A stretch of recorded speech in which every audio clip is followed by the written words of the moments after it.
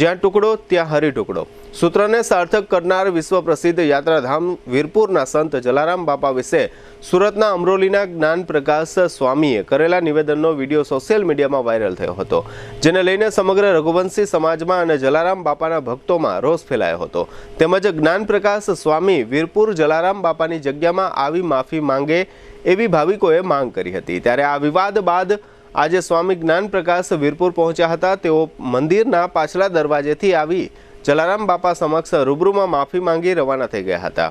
પોલીસના ચુસ્ત બંદોબસ્ત વચ્ચે કાળા કાચ અને નંબર પ્લેટ વગરની બ્લેક સ્કોર્પિયો કારમાં સ્વામી વીરપુર જલારામ બાપાના મંદિર પહોંચ્યા હતા. આ ઉપરાંત સ્વામીએ વડતાલ ટેમ્પલ બોર્ડના લેટરપેડમાં લેખિત પૂજ્ય જલારામ બાપાના મંદિરની માફી માંગી હતી. એક વાયરલ વિડીયોમાં જ્ઞાન પ્રકાશ સ્વામીએ કહ્યું હતું કે જલારામ બાપાનો ઇતિહાસ ગુણાતીતાનંદ સ્વામી સાથે જોડાયેલો છે.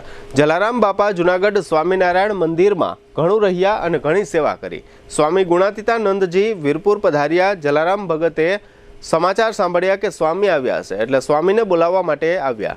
જલા ભગતે સ્વામી પાસે આશીર્વાદ માંગ્યા કે સ્વામી, મારી એકમાત્ર ઈચ્છા છે કે અહીં કાયમ માટે સદાવ્રત ચાલે અને જે કોઈ આવે તેને પ્રસાદ મળે અને ભોજન મળે એવી મારી ઈચ્છા અને સંકલ્પ છે.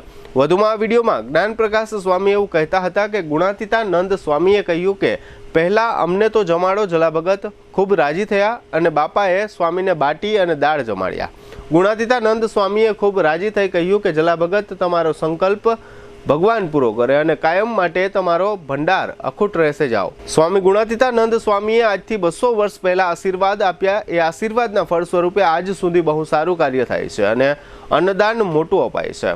આ જ્ઞાન પ્રકાશ સ્વામીના આ વક્તવ્યના જલારામ ભક્તોમાં ઘેરા પડઘા પડ્યા હતા, જેની ગંભીરતા લઈ જ્ઞાન પ્રકાશ સ્વામીએ વીરપુર જલારામ મંદિર રૂબરૂ આવીને પૂજ્ય જલારામ બાપાની માફી માંગી હતી અને વડતાલ ટેમ્પલ બોર્ડના ચેરમેનની સહીથી લખવામાં આવ્યું હતું કે વડતાલ પ્રદેશના સાધુ જ્ઞાન પ્રકાશ દાસ દ્વારા પૂજ્ય જલારામ બાપા વિશે જે નિવેદન કરવામાં આવ્યું છે તે વાહિયાત નિવેદનને વડતાલ સંસ્થા સમર્થન કરતી નથી અને વડતાલના કોઈ પુસ્તકમાં આવી કોઈ વાત શાસ્ત્રોક્ત નથી. તેથી શિક્ષાપત્રીના આદેશ અનુસાર આ વિધાનની નિંદા કરીએ છીએ અને ખેદની લાગણી વ્યક્ત કરીએ છીએ. તેમ જલારામ મંદિર વીરપુરના ગાદીપતિ પૂજ્ય રઘુરામ બાપાને સંબોધીને વડતાલ ટેમ્પલ બોર્ડ દ્વારા પત્ર પાઠવી જણાવવામાં આવ્યું છે.